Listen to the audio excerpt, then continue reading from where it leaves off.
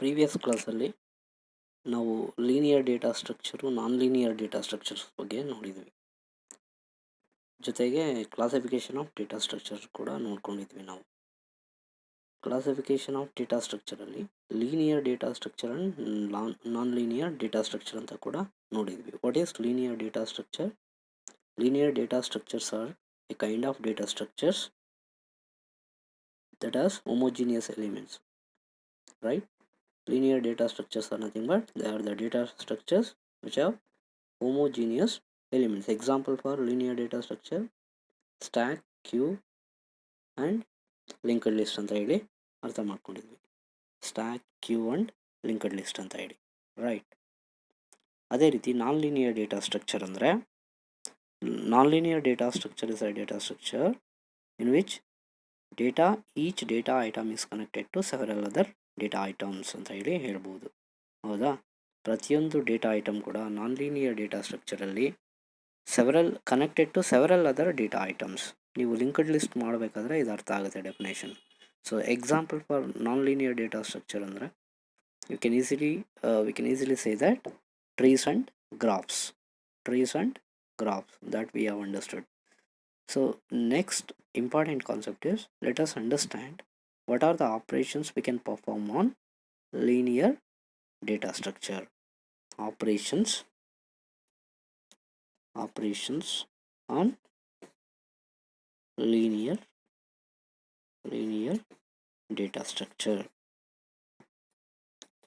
ಏನೇನು ಆಪ್ರೇಷನ್ಸ್ ಮಾಡ್ಬೋದು ನಾವು ಡೇಟಾ ಸ್ಟ್ರಕ್ಚರ್ ಮೇಲೆ, ಏನೇನು ಆಪ್ರೇಷನ್ಸ್ ಮಾಡ್ಬೋದು ಅಂತ ಹೇಳಿ ಲಾಸ್ಟ್ ವಿಡಿಯೋದಲ್ಲಿ ನೋಡಿದ್ವಿ. ಏನದು? ಕ್ರಿಯೇಟ್ ಆಪ್ರೇಷನ್ ಮಾಡ್ಬೋದು ಡೇಟಾ ಸ್ಟ್ರಕ್ಚರ್ ಮೇಲೆ, ಡಿಸ್ಟ್ರಾಯ್ ಮಾಡ್ಬೋದು, ಸೆಲೆಕ್ಟ್ ಮಾಡ್ಬೋದು, ಅಪ್ಡೇಟ್ ಮಾಡ್ಬೋದು. ಹೌದಾ? ಸೊ ಅಂದರೆ ಡೇಟಾ ಸ್ಟ್ರಕ್ಚರನ್ನು ಕ್ರಿಯೇಟ್ ಮಾಡ್ಬೋದು, ಡೇಟಾ ಸ್ಟ್ರಕ್ಚರ್ ಡಿಸ್ಟ್ರಾಯ್ ಮಾಡ್ಬೋದು, ಡೇಟಾ ಸ್ಟ್ರಕ್ಚರನ್ನು ಸೆಲೆಕ್ಟ್ ಮಾಡ್ಬೋದು, ಡೇಟಾ ಸ್ಟ್ರಕ್ಚರನ್ನು ಅಪ್ಡೇಟ್ ಮಾಡ್ಬೋದು. This is what we learned in previous video. So ನಾವು let us understand what are the operations we can perform on linear data structure. So ಒಂದನೇದು traversal. ಆ word ನೋಡಿದ್ರೆ ಅರ್ಥ ಆಗುತ್ತೆ. ಎರಡನೇದು ಇನ್ಸರ್ಷನ್. ಮೂರನೇದು ಡಿಲೀಷನ್. ನಾಲ್ಕನೇದು ಸರ್ಚಿಂಗ್. ಐದನೇದು ಸಾರ್ಟಿಂಗ್. ಒಂದು ಸೆಕೆಂಡ್. ಟ್ರಾವರ್ಸಲ್ ಅಂದರೆ ಏನಪ್ಪ ಅಂದರೆ, traversal is nothing but it is process of accessing each data item in a given collection of data items is called traversal. Traversal ಅಂದರೆ ಏನಿಲ್ಲ, accessing ಅಂತಂತಂದರೆ we have to ಟ್ರೇಸ್ ಮಾಡ್ಕೊಳ್ಳೋದು. ಈಗ ಒಂದು ಅರೇ ಇದೆ ಅಂತಂದರೆ ಸಮ್ ಐತ್ ಎಲಿಮೆಂಟ್ ಇಸ್ 10 or 20 ಎಷ್ಟೋ ಇರುತ್ತೆ. ಸೊ ಮೊದಲಿಂದ ಸ್ಟಾರ್ಟಿಂಗಿಂದ ಎಲಿಮೆಂಟ್ನ ನಾವು ಸರ್ಚ್ ಮಾಡ್ತಾ ಹೋಗ್ತೀವಿ. ಸೊ ಅದಕ್ಕೆ ಟ್ರಾವರ್ಸಲ್ ಅಂತ ಹೇಳಿ ಕರಿತೀವಿ. ಟ್ರಾವರ್ಸಲ್ ಅಂದರೆ ಆಕ್ಸೆಸ್ ಮಾಡೋದು ಪರ್ಟಿಕ್ಯುಲರ್ ಎಲಿಮೆಂಟನ್ನು. ನಥಿಂಗ್ ಬಟ್ ಟ್ರಾವರ್ಸಲ್ ಅಂದರೆ ಏನು ಬರೀಬೇಕಂದ್ರೆ, the process of accessing each item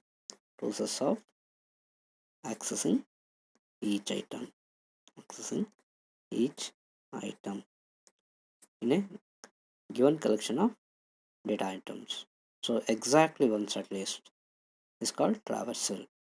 So insertion in a given linear data structure, insertion is nothing but it is a process of adding a new data item.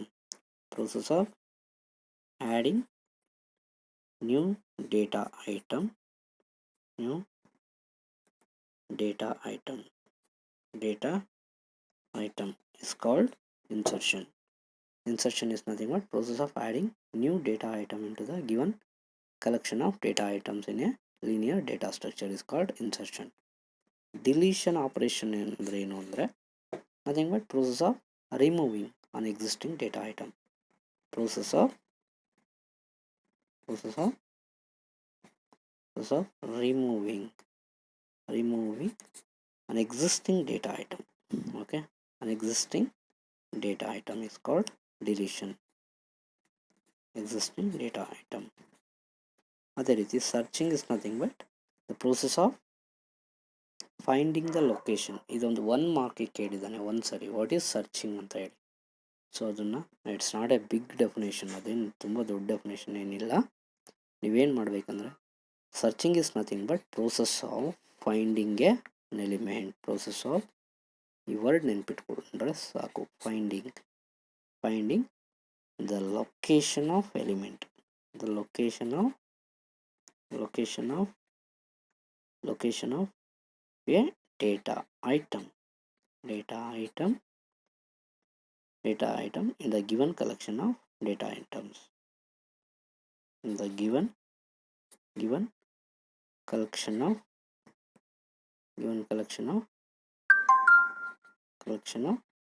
data items is called searching. Searching ಅಂದರೆ ಆ ವರ್ಡೇ indicate ಮಾಡುತ್ತೆ ನಿಮಗೆ what is searching ಅಂದರೆ. Process of finding the location of a data item in the given collection of data item is referred as searching. What is sorting then? Sorting ಅಂದರೆ ಏನು? Sorting ಅಂದರೆ ನಿಮಗೆ ಗೊತ್ತಾಗುತ್ತೆ. Very simple.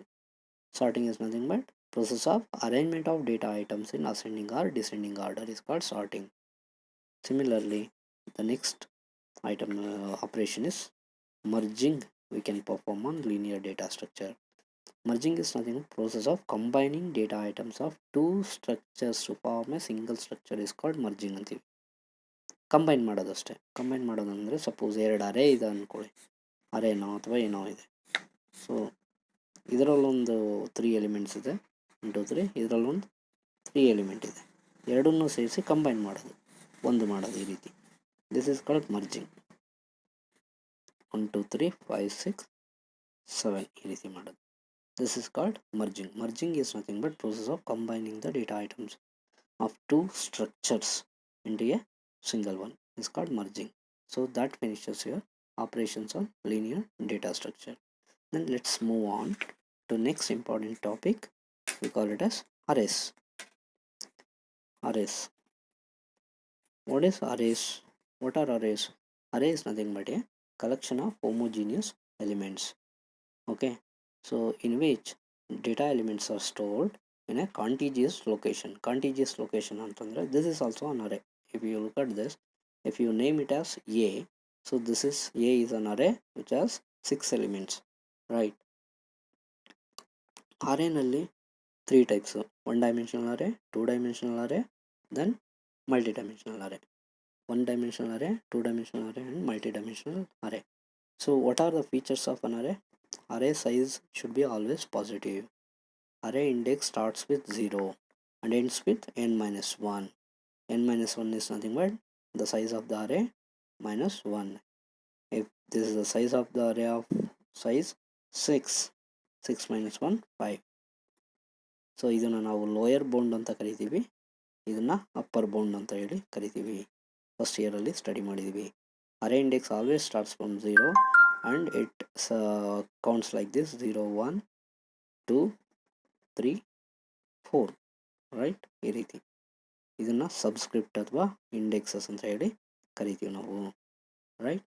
Subscript or indexes.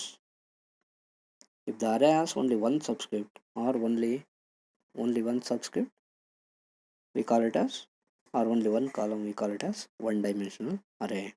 If the array has two subscripts, we call it as two dimensional array, or two columns and multiple rows. So ಇನ್ನು ಕೆಲವೊಂದು points ಏನಂತಂದರೆ, ನಾವು arrays ಬಗ್ಗೆ ಏನೇನು ತಿಳ್ಕೊಂಡ್ವಿ? Elements are stored in contiguous location. ಇದೇ ರೀತಿ explain ಮಾಡ್ತೀನಿ ಏನಂತ ಹೇಳಿ. Then array index should be positive. Array index positive number ಆಗಿರಬೇಕು. Index should be positive number. Like ಈ ನಂಬರ್ಗಳು ಏನು ಕೊಟ್ಟಿದ್ದೀವಿ, ನೆಗೆಟಿವ್ ನಂಬರ್ ಬರೋ ಹಾಗೇ ಇಲ್ಲ, ಪೊಸಿಷನ್ ಅಂತೀವಿ. ಈ ನಂಬರ್ನ ಏನಂತ ಹೇಳ್ತೀವಿ? A of 0. ಈ ನಂಬರ್ನ ಎ ಆಫ್ 1, ಈ ನಂಬರ್ನ ಎ ಆಫ್ 2, ಈ ನಂಬರ್ನ ಎ ಆಫ್ 3. ಓಕೆ, ಇದರ ಅಡ್ರೆಸ್ಗಳಿವು, ಲೊಕೇಶನ್ಸ್ ಅರೇನಲ್ಲಿ ಲೊಕೇಶನ್ಸ್ ಇವು, ರೈಟ್? ಸೊ ಮತ್ತೇನು ಪಾಯಿಂಟ್ಸ್ ಬರಿಬೋದು? So that's about array. And let us take as one dimensional array. One dimensional array ಯಾವ ರೀತಿ ಇರುತ್ತೆ ನೋಡೋಣ. Okay, this is nothing but our one dimensional array. Say for example 1 2 3 5 6 7 ಅಂತ ಅಂದರೆ ಈ ರೀತಿ ಇರುತ್ತೆ. Okay, if there are let's say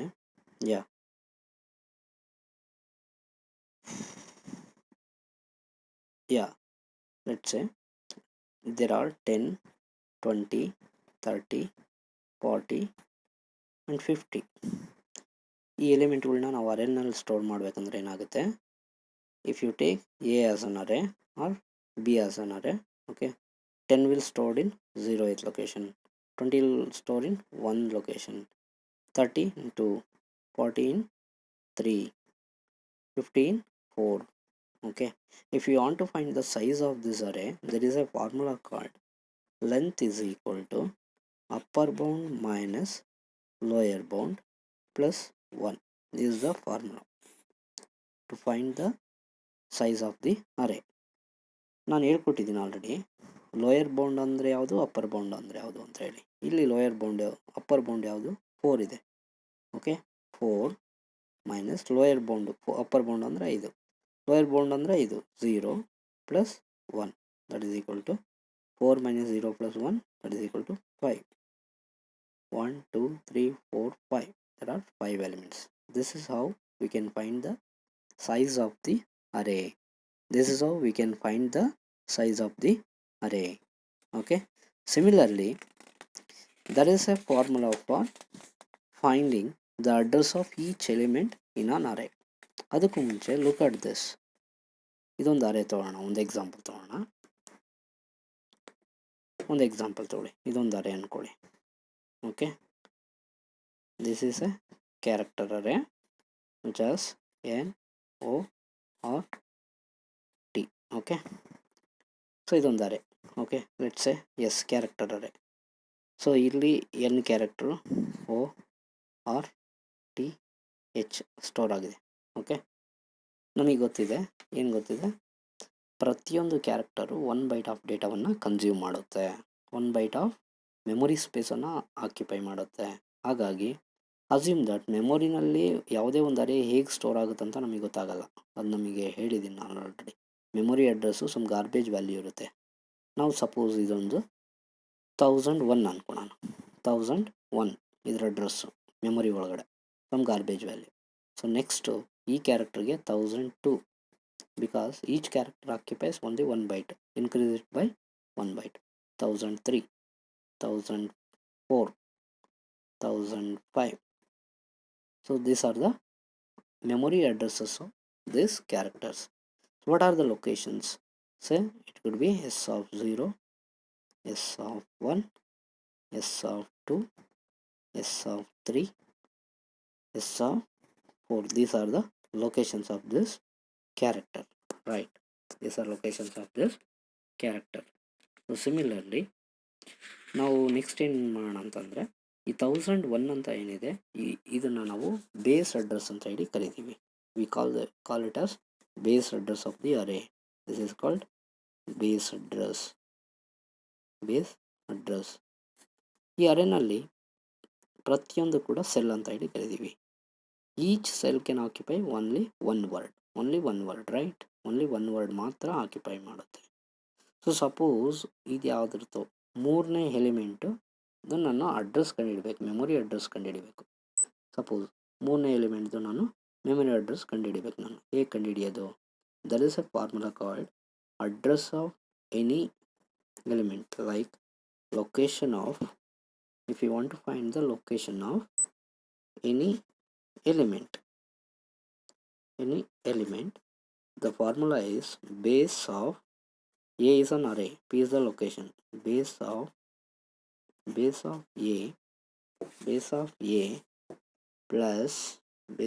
A plus word into P minus LB. This is the formula. Lower bound. I'll explain what is this. Location of A of P ಅಂತಂದರೆ particularly ಯಾವುದೋ ಒಂದು array, S is an array. So S of 3 ಕಂಡುಹಿಡಿಬೇಕು ನಾವು.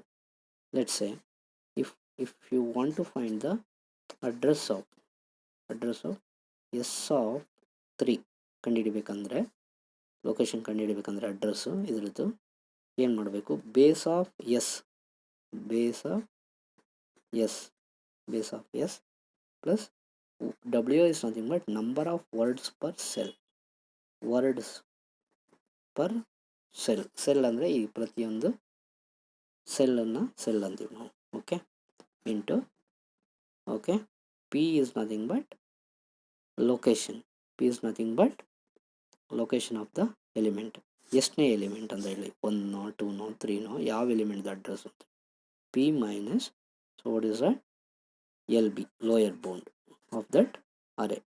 So let's understand this. Base of S is nothing but, base of S ಎಷ್ಟಿದೆ, 1001, this is called base address 1001 plus W is nothing but 1, number of words per cell, ಒಂದೊಂದೇ ತಾನೇ add ಮಾಡಿರೋದು ನಾವು ಒಂದು ಸೆಲ್ಗೆ, so ಹಾಗಾಗಿ 1 ಅಂತ ಹಾಕೊಬೋದು. ಪಿ ಇಸ್ ನಥಿಂಗ್ ಬಟ್ 3, ಮೂರನೇದಕ್ಕೆ ನಾವು ಅಡ್ರೆಸ್ ಕಂಡುಹಿಡಿತಾ ಇರೋದು, ಹಾಗಾಗಿ 3 ಹಾಕ್ಕೊಳ್ಳಿ, 3 minus 0, so that is equal to 1001 plus 1001 plus 1001 plus 1 into 3, 3, okay, 3, so that's it, 1 into 0, 0, so that is equal to 1004, 1004, 1004, look at the array, 1004 is the address of S of 3 element, nothing but T, nothing but T, 1004 is the, what is that, 1004 is the address of T, which is nothing but S of 3, so S of 3 address ಏನಿದೆ 1004, correct ಇದೆಯಲ್ಲ, 1004 correct ಬಂತು, right. So ಹಾಗಾಗಿ, so this is how we can determine the address of any particular location element using location of A of P is equal to base of A plus W of P minus LB, where W is the number of words per cell, P is the location of the element, location means 0 1 2 3 4 like this, LB means lower bound, lower bound, okay. So that is how, so we need to understand the array and some of the important features we need to remember about array. array ಬಗ್ಗೆ remember, ತುಂಬ ನೆನ್ಪಿಟ್ಕೊಳ್ಬೇಕಾದ ಅಂಶಗಳು ಇವು. ಅರೇ size ಯಾವಾಗಲೂ positive number ಇರುತ್ತೆ, index ಕೂಡ positive numbers ಇರುತ್ತೆ, ಅದರ ಜೊತೆಗೆ ಸ್ಟ್ರಿಂಗ್ ಅರೇ ಯಾವಾಗಲೂ ನಲ್ ಕ್ಯಾರೆಕ್ಟರಿಂದ ಎಂಡ್ ಆಗುತ್ತೆ, ಅದು ಇಂಪಾರ್ಟೆಂಟ್ ನೆನ್ಪಿಟ್ಕೊಬೇಕು. String array always terminates with null characters. Array elements are counted from 0 to n-1, n is the size of the array. So useful for multiple reading of elements ಅಂತಂದರೆ, multiple reading ಅಂದರೆ, ಒಂದು ನಾನು last time ಹೇಳ್ಕೊಟ್ಟಿದ್ದೀನಿ, ಯಾವುದೇ ಒಂದು particular sum of N natural numbers ಕಂಡುಹಿಡಿಬೇಕಾದ್ರೆ ನೀವು ಏನು ಮಾಡ್ತೀರಾ, ಒಂದು ಫಾರ್ ಲೂಪ್ ಹಾಕ್ಕೊತೀರಾ, ಫಾರ್ ಲೂಪ್ ಹಾಕ್ಕೊಂಡು ನೀವೇನು ಮಾಡ್ತೀರಾ, you will keep on tracing each and accessing each and every element in an array, and you will start finding the sum of so you will start adding each element of the array, and finally you will find the sum of n natural numbers. So access ಮಾಡೋದಕ್ಕೆ for loop ಬಳಸ್ಕೊತೀರಾ, right. That is how useful for multiple reading of elements. ಅರೇಯನ್ನು multiple reading ಮಾಡಬೇಕಾದ ಸಂದರ್ಭದಲ್ಲಿ ಬಳಸ್ಕೊಬೋದು. So I hope you all understood these concepts. So let's